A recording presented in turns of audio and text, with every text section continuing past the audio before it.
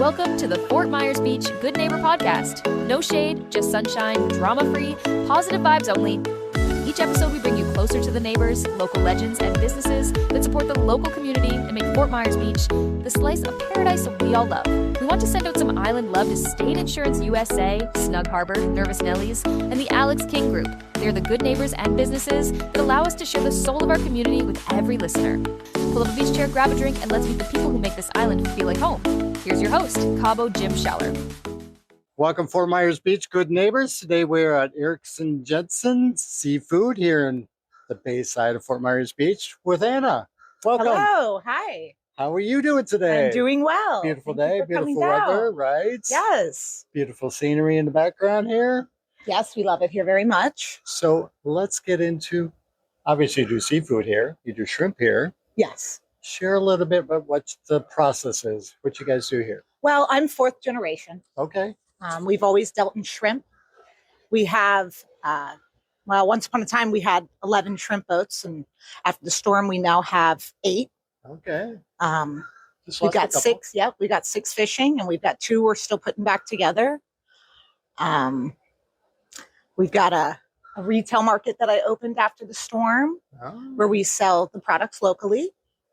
And we also do fuel and repairs. So we've got quite a few things going on here. Yeah. A lot. Mm-hmm. So there's a lot of history here though, right? Absolutely. Yes. So tell us a little bit about the history. Well, my great-grandfather came down from Montauk, Long Island. Okay. We've always been fishermen. It's been in the family back to whaling. Wow. Okay. He found out there was shrimp. They were calling it pink gold. It was a new idea back then. This was in the 50s. And he said, you know what, let's pack up our lives. Let's move to Florida and let's start shrimping. Sounds like a great idea. So here we are. So what's still shrimping? What's the difference between pink gold shrimp and regular shrimp? Well, there's lots of species of shrimp. Yep. As far as what can be caught from Sanibel to the Tortugas, that is a special species of shrimp. Okay. That can only be caught in those zones. And it's signified by a pink dot on the side of the body. It's an extra sweet shrimp. It's, in my opinion, superior, but also is considered a superior in flavor product. There's also some in the Gulf of Mexico. There's some other types of shrimp as well. Yep. There's white shrimp, brown shrimp, and rock shrimp. So we specialize in the pink shrimp. We also do have a shrimp dock in Texas where we will, on the summertime, fish for the brown shrimp and the white shrimp. Okay. But our main focus is the pink shrimp. And the pink is just here, right? Yes, just here. That's what makes it so. Yes, makes it so special. Yes. Very interesting. So how did you get involved in all of this? To be honest, I always wanted to be a part of this. Right. There was never really anything else that I ever even thought about. It was like, come out the womb, head to the shrimp docks. Part of the family, right? Absolutely. I mean, as a child, I can remember saying, "Oh, I don't feel great. I don't want to go to school today. You know what? I'll just go down to the shrimp docks. I'll be fine down there." You know, it's always been like that for me. There's definitely a draw, and it's just always been my absolute thing that I was sure about, right, in life. And you love doing it. So, where did you start? What did you start out doing? I started out in the office. Okay. I realized pretty fast that ADHD wasn't going to let me sit still. And it's because, honestly, having ADHD has become quite the benefit. I'm like an octopus. I've got my arm here, over there. I do so many things and happy to do so. Yep. And you just kind of graduated and kept learning more, doing more. Mm-hmm. And then I started unloading the boats, which was awesome. And I still do part of that, but I've got quite a team that tends to push me out of the way while we're doing that at this point, because they have it as a well-oiled machine. Yep. So then I moved on after the storm. Our net shop, our net guy was fixing about 54 boats worth of nets. Wow. Each boat carries 2 they're using and 2 to 4 more that they have on the boat ready to go in case things rip or break or what have you. So that was a lot of nets. After the hurricane, there was about 10 boats. So he said, I don't want to stop fixing nets. I love my job, but I can't afford rent and fix so few. Yep. So we said, well, how can we make it work? And he said, if I can fix them at home, I will continue on. And we said, any way you can do it, do it. We want Yep. you. We want you to be a part of the business, and we want it to work. So he now fixes nets at home, and we turned the net shop into a retail market. Ah, very nice. Smart idea. Yes. The focus of the retail market is education. All products are local products, items that are caught here. Yep. And I just want people when they visit to understand that and know what they're getting, know why they're getting it. Yep. And taste the very best. And it's coming from the local waters right here. It's not coming Exactly. across these oceans or different countries. It's coming from right here. Right. I love it. And learning that, learning those flavors. So you mentioned you're down to 10 boats. Are you the only shrimper left here? We're the only dock left here. Okay. There is a few outside boats that we manage. And we would like to do more as we used to. So we're just waiting on dockage for that. Got it. So that we can ethically invite people here and have the space for them and the ability to take care of them the ways they need it. And, we're hoping for that soon. Exactly. As the county decides, what the plan is over there. And it sounds like they're really getting somewhere finally. Fingers crossed. Right? I saw something and it made me happy. And the docks were there in the visual. So, that's ecstatic. And hopefully that continues moving in the direction it is moving. And we can't wait. Yep. So you mentioned other things other than shrimp that you guys fish for. What types of things are you? Well, there's some other products. They can be centered by catches that our guys do bring in, and that can be anywhere from lobsters to squid to octopus. There's some items that they bring in. There's something called a slipper lobster, or we call it a bulldozer. And to me, it's like the chef's cut of the good stuff. Yes. And then we also do the rock shrimp, which is a labor of love, but so sweet, so delicious, and such a special product. Another, very localized product. Yep. And I feel good about being able to offer those things to the public. And do you get a lot of people coming in from other parts of Florida to come by here? Absolutely. People they like what they see down here. They're interested in not only the products we have available, but the lifestyle. Yep. I love that. Right? This is kind of the last frontier to some degree, and it's special. It's Americana, and people do love that type of thing. Absolutely. And the history that comes with it. So we welcome them. So favorite fish that you enjoy or other? Oh gosh, I love pompano. Okay. I love hogfish. Hogfish is good. I mean, I don't say no to any seafood. Right. Do you cook it up, or do you have? Yes, of course. Yes, I love to cook. You better know how to. I love to cook. Right. Yes. Any specialties? I like to kind of just make things up. My cultural background is a mutt, so right.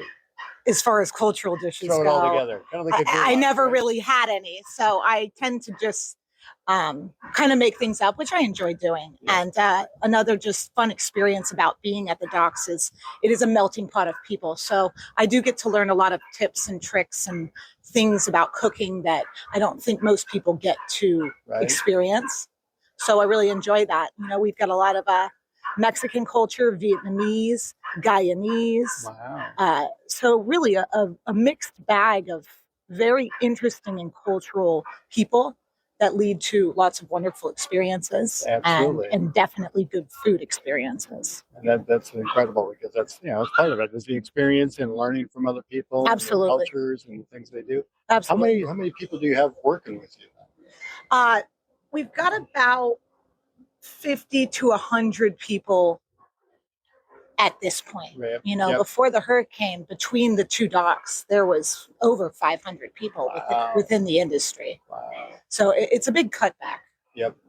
Are you seeing demand a little lower now, or demand in what way? Either from the public or from commercially for the shrimp? people want the shrimp. Yep. There's no doubt about Yep. that. And it is an incredibly sustainable item. The shrimp live about a 1-year lifespan. Okay. So the crops just replenish. There's no issue with overfishing Yep. and that kind of thing. So that's never really been an issue. Yep. That's not really how it functions, the Yep. business. They're definitely wanted. At this point, we don't do any shipping. We would like to move in that direction. Yep. So it's pickup only. So I would say if we were doing a little more in that direction, that there might be a situation for demand and that Yep. kind of thing. Absolutely. But we'll see. We want to do that. We Absolutely. intend on doing that. Yep. So As with the market grows. So that's part of the future. What other things do you see in the future? This building we're in right now used to be our supply house. Okay. And once the hurricane came and blasted all the walls off, we were like, wait, this is kinda nice, beautiful right? out here. This is really nice. So we moved our supply house over to a building that's higher up on ground.